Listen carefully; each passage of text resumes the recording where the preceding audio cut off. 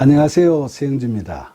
여러분, 창세기 신화에서 불신앙과 영적 교만과 무절제한 욕망에 사로잡힌 아담과 하와의 실존적 소외의 모습에서 보듯이 이처럼 하나님께 등을 돌림으로써 하나님으로부터 소외되고 자신을 하나님의 자리에까지 끌어올리려는 오만이 넘쳐 흐르면서 자신의 온갖 정욕을 채우기 위해 끝간데 없이 욕망하는 죄인된 우리 인간들이 근본적으로 갈망하는 것이 과연 무엇이겠습니까? 인간은 누구나 완전한 자아를 꿈꾸고 영원 무궁함을 추구합니다. 그럼에도 불구하고 우리는 누구나 죽을 수밖에 없는 유한한 존재로서 현실 속에서 자신의 머리로는 무한한 것을 욕망하지만 육체는 그 모든 것을 이루는 것을 다 감당하지는 못함을 자각하고 있죠. 그런 인간은 자신의 한계를 넘어서는 무한하고 무조건적인 자유를 갈망합니다. 그러나 인간은 유한한 존재이기 때문에 인간의 자유도 유한할 수밖에 없죠. 우리의 유한한 자유는 인간은 누구나 종국에 가서는 죽을 수밖에 없다. 그리고 모든 것은 흠으로 변하고 만다는 존재론적 불안을 지니고 있습니다. 이처럼 인간에게 있어서 자유와 불안은 결합되어 있으므로 인간의 자유는 불안한 자유라고 이야기할 수도 있는 거죠. 그런 인간은 자신의 유한한 자유에 뿌리를 두고 있는 불안 속에서 자신이 진정으로 자유롭지 못하면 자신을 상실할 것이라는 위협을 경험합니다. 여기서 인간은 자신의 유한한 자유가 지닌 불안정성, 제약성과 같은 위협을 극복하기 위한 충동을 강하게 느끼게 되죠. 유한한 인간은 자신의 내부에서 들려오는 숱한 유혹, 즉 너는 하나님으로부터 자유로울 수 있다. 너는 하나님처럼 모든 것을 다 할 수 있다. 너는 너의 모든 욕망을 다 이룰 수 있다.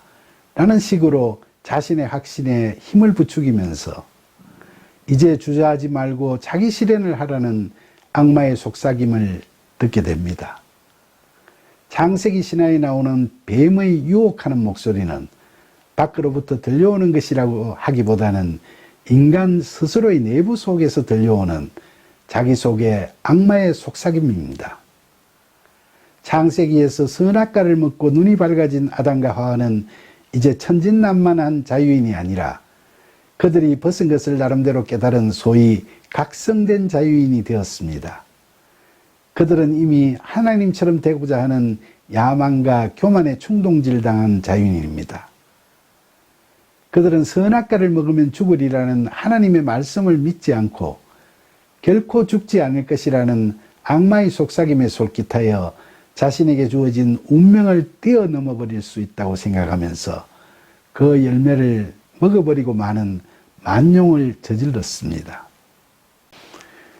인간이 현실적인 삶 속에서 실존하면서 십계명에서 거론하듯이 하나님으로부터 등을 돌리고 하나님의 말씀을 거역하면서 살인을 하고 간음을 하고 도둑질하고 이웃에 대하여 거짓 증거하고 이웃의 집을 탐내는 죄를 범하게 되는 것은 바로 넘쳐나는 자기의나 욕심을 다스리지 못하고 자신에게 주어진 자유를 자기 멋대로 행하려는 자의적인 만용으로 변질시켜버림으로써 자초하게 되는 겁니다.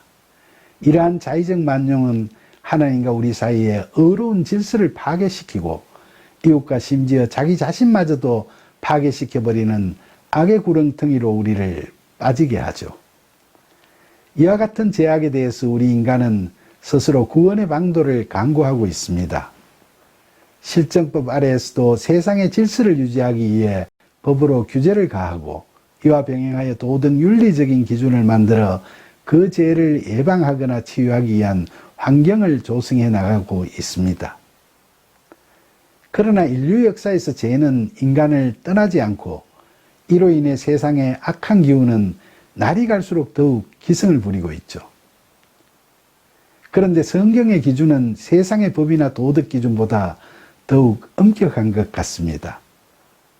마태복음 5장 28절에서 나는 너희에게 이르노니 음욕을 품고 여자를 보는 자마다 마음에 이미 간음하였느니라 라는 예수님의 말씀을 보면 우리 인간의 죄는 도저히 우리 스스로의 힘으로 말갛게 지워버리기가 쉽지 않다는 것을 실감하게 됩니다.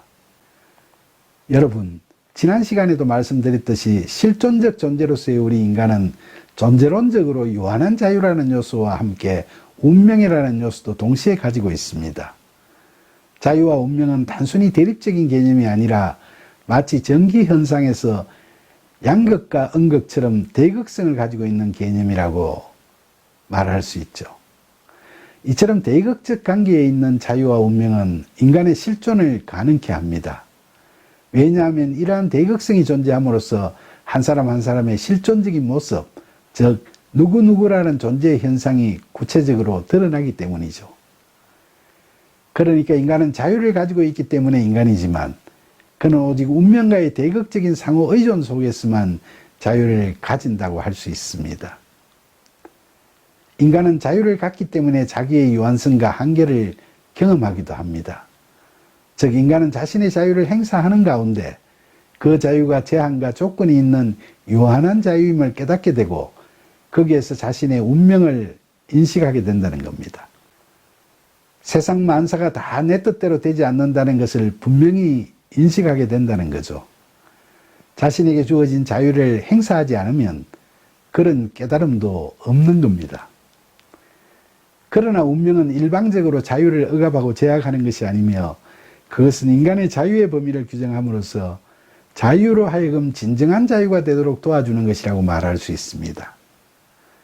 이런 점에서 자유와 운명은 상호 의존적인 것이라 하겠습니다. 상상해 보십시오. 사람들이 모두 다 자기 하고 싶은 대로 자기 마음대로 자유를 행사한다면 이 세상이 하루라도 평안하게 유지가 되겠습니까?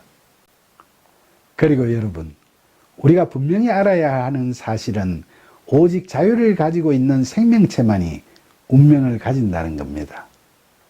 사물들은 자유를 가지고 있지 않기 때문에 운명이 없습니다. 살아있는 생명체들 중에서도 동물은 인간에 비해 본능이라는 운명적 힘에 더 많이 사로잡혀 있으며 식물과 무생물은 동물에 비해 훨씬 더 큰 운명적 제약 속에 갇혀 있습니다.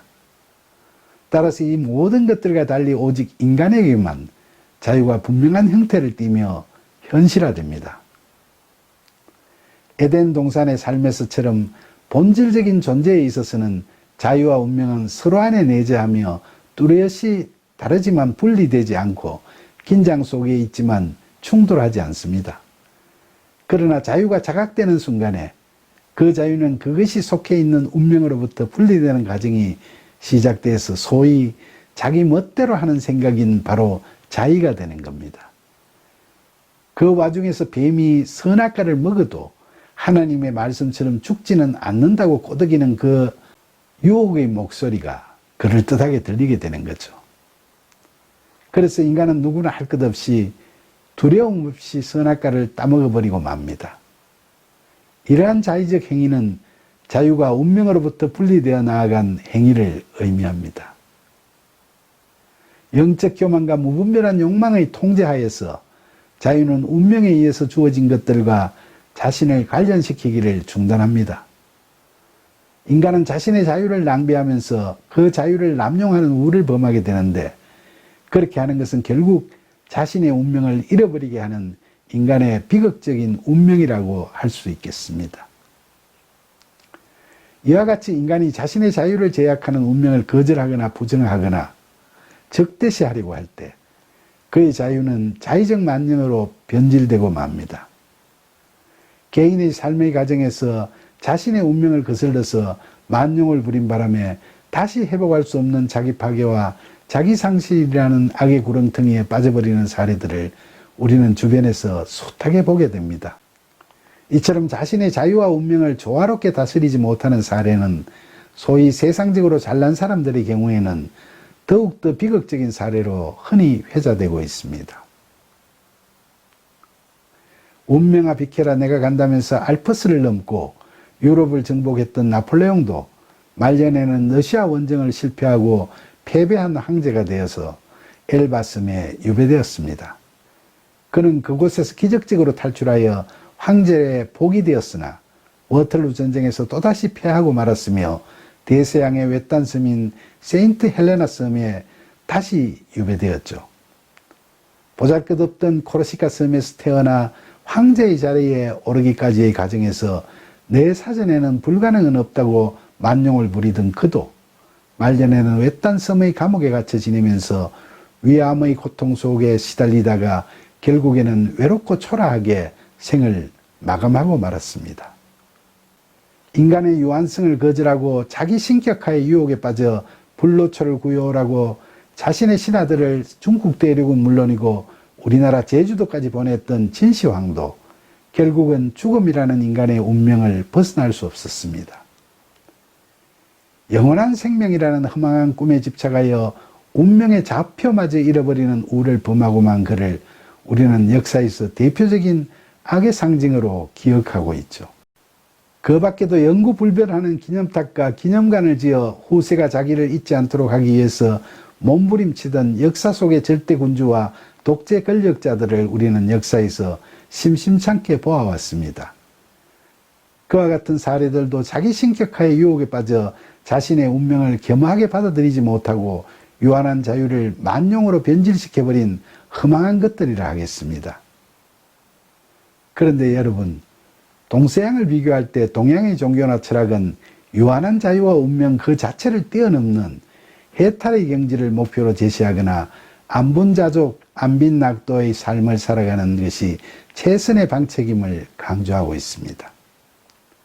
특히 불교는 유한한 자유인 인간이 전생의 업이라는 운명의 틀을 벗어나지 못하고 생로병사에 시달리는 윤회의 삶을 살아가는 것을 극복하기 위해서는 번뇌와 집착의 굴레에서 벗어나기 위해 윤회의 사슬을 끊고 진정한 자유와 평화를 얻게 되는 해탈의 경지에 도달해야 한다고 가르칩니다. 석가모니 부처님께서 태어나시면서 하신 천상천하 유아독존이라는 말씀은 존귀한 인간으로서의 나를 천명하신 겁니다. 또한 그분은 인멸하시기 전에 제자들에게 너희들은 너 자신을 등불로 삼고 너 자신을 의지하여라 라는 유언을 남기셨습니다. 이 유언은 인생의 주체인 우리 자신의 힘으로 부처님처럼 진리에 대한 깨달음을 얻고 해탈하라는 자력구원론적 의미를 지니고 있습니다.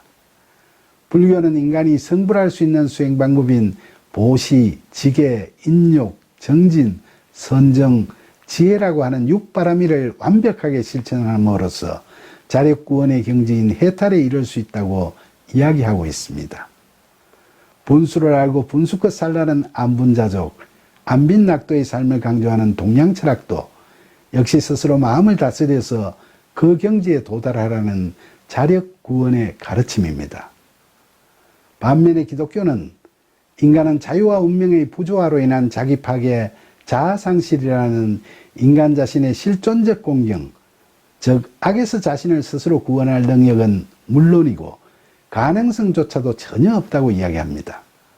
유한한 자유인 인간은 절대로 스스로의 힘으로 구원에 이를 수 없다는 거죠. 여러분은 어떻게 생각하십니까? 여러분은 스스로 구원을 이루어갈 자신이 있습니까? 혹시 자신이 없다고 하면 부끄럽고 비겁하다고 생각되십니까?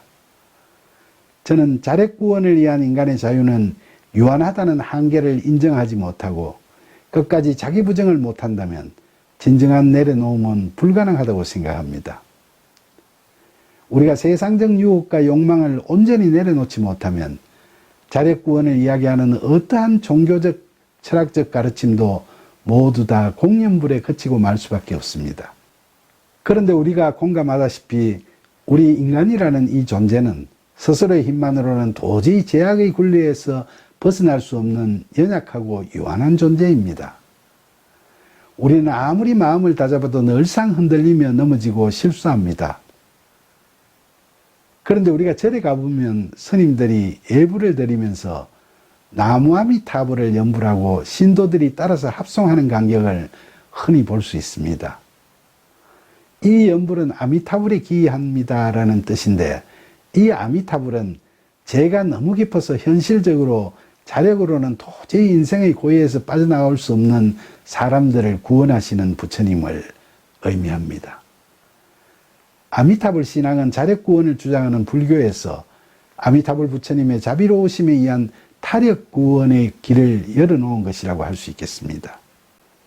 이 신앙은 석가모니 부처님 당시나 소성불교에서는 찾아볼 수 없고 대성불교에서 나온 신앙으로 우리나라 불교에서는 보편화되어 있습니다. 우리 불교에서도 인간은 자력으로 구원에 이를 수 있다고 생각하지만 예외적으로 능력이 없는 자에 대해서는 이처럼 아미타불 자비에 힘입은 구원도 가능하다고 보고 있는 것 같습니다. 그런데 막상 절에 가보면 겉으로 봐서 능력자든 무능력자든 구분할 것 없이 스님들이나 신도들이 다들 한결같이 나무 아미타불을 염불하고 계십니다. 이것은 결국 기독교인들 뿐만 아니라 불교 신자들도 자력 구원을 주장하는 교리와 관계없이 자기 자신을 다 죄 많고 허물 많은 존재요, 때로는 자신감에 넘치다가 또 때로는 한없이 연약해질 수밖에 없는 한계를 지닌 요한한 존재임을 자인하고 살아가고 있다는 그 단면을 보여주고 있는 것이 아니겠습니까? 기독교인이든 불교 신자든 우리 인간은 누구나 할 것 없이 진정한 자유를 갈망합니다. 그러나 그 진정한 자유는 우리의 의지나 힘만으로는 결코 얻을 수 없습니다. 요한복음 8장 31절과 32절에 그러므로 예수께서 자기를 믿은 유대인들에게 이르시되 너희가 내 말에 거하면 참으로 내 제자가 되고 진리를 알지니 진리가 너희를 자유롭게 하리라 하는 말씀처럼 그리스도 안에서 성령의 도우심을 받아 새로운 존재로 변화되면서 구원에 이르는 진정한 자유를 얻어나가는 저와 여러분이 되기를 간절히 소망합니다. 감사합니다.